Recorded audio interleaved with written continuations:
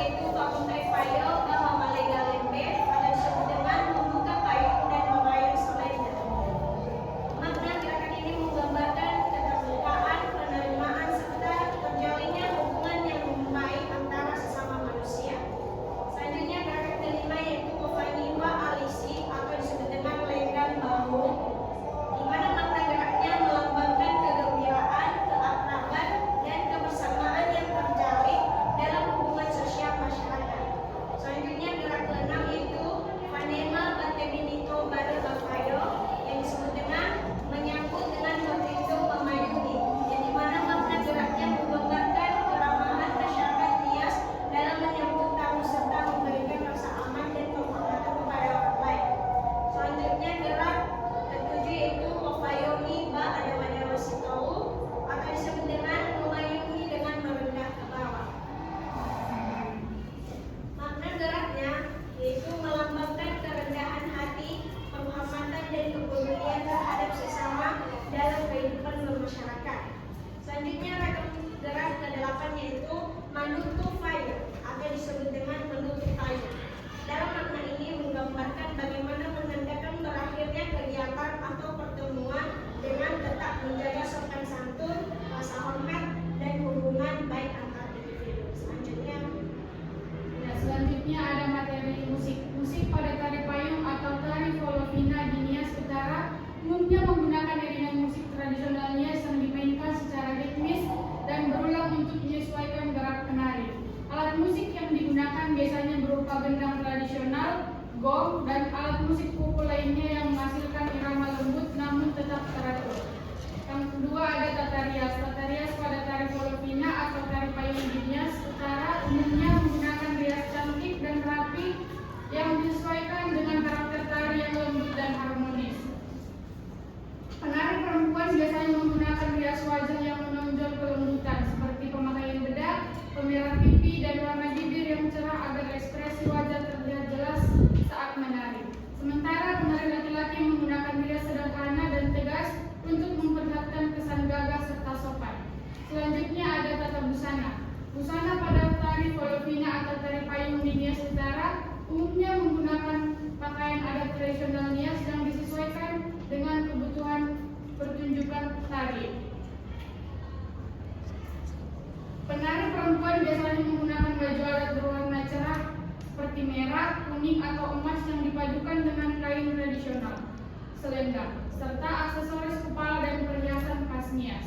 Sementara penari laki-laki menggunakan busana adat dengan bentuk yang lebih sederhana namun tetap menunjukkan kesan gagah dan sopan. Biasanya dilengkapi kain adat, ikat kepala, dan aksesoris pendukung lainnya. Makna busana dalam tari payung mencerminkan identitas budaya, kehormatan, dan keindahan masyarakat Nias Utara. Warna-warna cerah pada busana melambangkan semangat, kebahagiaan, dan keramahan masyarakat dalam menyambut tamu maupun dalam hubungan sosial. Selanjutnya ada properti. Properti yang digunakan dalam tari Volovina atau tari payung adalah payung dan selendang. Payung digunakan oleh penari laki-laki sebagai simbol perlindungan dan perhatian terhadap pasangannya. Selain itu, payung juga memberikan gerakan tari saat dimainkan mengikuti irama musik. Selendang digunakan oleh penari perempuan untuk menambah keindahan serta menunjukkan kelembutan dan keanggunan. Kedua properti tersebut memiliki makna kebersamaan, keharmonisan, dan kasih sayang dalam kehidupan masyarakat Nias Utara. Selanjutnya, baik, kita masuk ke pola lantai. Dalam koreografi, pola lantai adalah bentuk formasi dan susunan garis imajiner di atas tempat pementasan yang dilalui oleh penari. Pola lantai dalam tari Volovina atau tari payung berfungsi untuk mengatur posisi dan perpindahan penari agar gerakan terlihat rapi, teratur, dan indah saat dipentaskan. Bobot atau isi. Menurut A.M. Wijilanti, bobot atau isi karya seni meliputi suasana gagasan dan pesan. Jelantik menjelaskan bahwa isi karya seni merupakan makna yang ingin disampaikan seniman kepada penonton melalui simbol, gerak, maupun ekspresi seni. Pada tari payung Nias, suasana yang ditampilkan adalah suasana gembira, harmonis, dan penuh kebersamaan. Gagasan yang terkandung berkait dengan hubungan sosial yang baik, rasa saling menghormati, serta pentingnya persatuan dalam masyarakat. Gerakan tari yang lembut serta menggunakan properti payung menciptakan kesan keindahan dan perlindungan dalam kehidupan masyarakat. Pesan yang disampaikan adalah ajakan untuk menjaga hubungan sosial, menghormati adat istiadat, keharmonisan, serta kerjasama dan nilai-nilai budaya masyarakat. Baik, yang ketiga, penampilan atau penyajian bakat, keterampilan dan sarana. Dalam unsur penampilan atau penyajian, Jalani menjelaskan bahwa ada 3 hal yang penting mempengaruhi keindahan atau suatu pertunjukan seni, yaitu bakat, keterampilan, dan sarana. 3 unsur ini juga dapat ditemukan dalam penyajian tari payung hias. Yang pertama, bakat merupakan kemampuan dasar yang dimiliki seseorang dalam bidang seni tari. Penari tari payung hias biasanya memiliki kepekaan terhadap irama musik, kemampuan menghafal gerakan, dan rasa percaya diri saat tampil di depan penonton. Yang kedua, keterampilan adalah kemampuan yang diperoleh melalui latihan yang terus-menerus. Dalam tari payung hias, penari harus terampil melakukan gerakan dengan lembut dan teratur sesuai irama musik.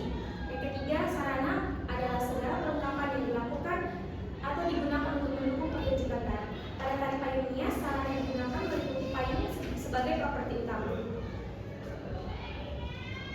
Selanjutnya, berdasarkan hasil penelitian, dapat disimpulkan bahwa tari 3 serangkai ini, yaitu tari buku, tari saripuni, tari volovina atau tari payung, memiliki nilai estetika yang kuat dan dapat dianalisis melalui teori estetika AAN Jelantik, meliputi wujud, bobot, dan penampilan. Aspek wujud dapat dilihat dari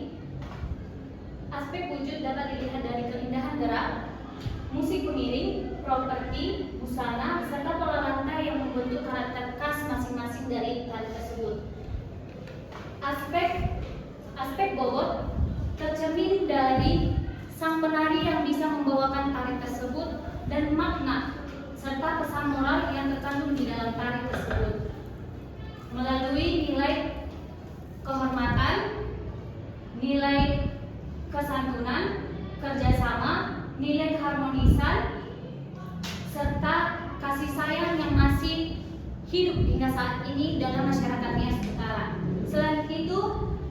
Selain itu, penampilan tercermin dari para penari yang bisa menguasai dan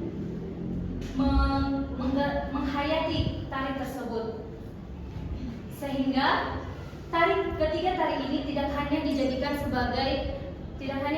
sebagai hiburan dalam upacara adat, tetapi menjadi media pewarisan dan menjadi identitas masyarakat Nias Utara yang sampai kini harus kita jaga kelestariannya. Demikian hasil presentasi kami. Kami kembalikan kepada pendeta. Untuk tari payung ini itu tidak ada perempuan. Kalian jangan bercerita tentang perempuan. Kalian kan udah kasihkan yang tarian yang penelitian itu. Kalian lihat itu, kan ada laki-laki, dua-dua laki-laki. Nggak ada perempuan di sini di Lalewa, Nias Utara. Perempuan itu tidak boleh menari. Jadi yang laki-laki itu yang untuk tari selendangnya itu juga laki-laki. Apa kalian nggak lihat? Yang penelitiannya apakah yang laki-laki yang menari? Iya kan? Udah gitu bukan itu aja geraknya, yang geraknya itu ya terus saja, yang terus saja seperti itu. Yang mana payungnya lagi menyemprot gitu. Apa nggak bisa diturunkan? Itu nggak bisa diturunkan. Cuma begini aja payungnya itu. Payung lipat itu budaya. Apa dia nggak bisa diturunkan? Itu kan bisa diturunkan itu. Pemenari yang seperti itu jelek kali. Sudah, kalian rubah yang kalimat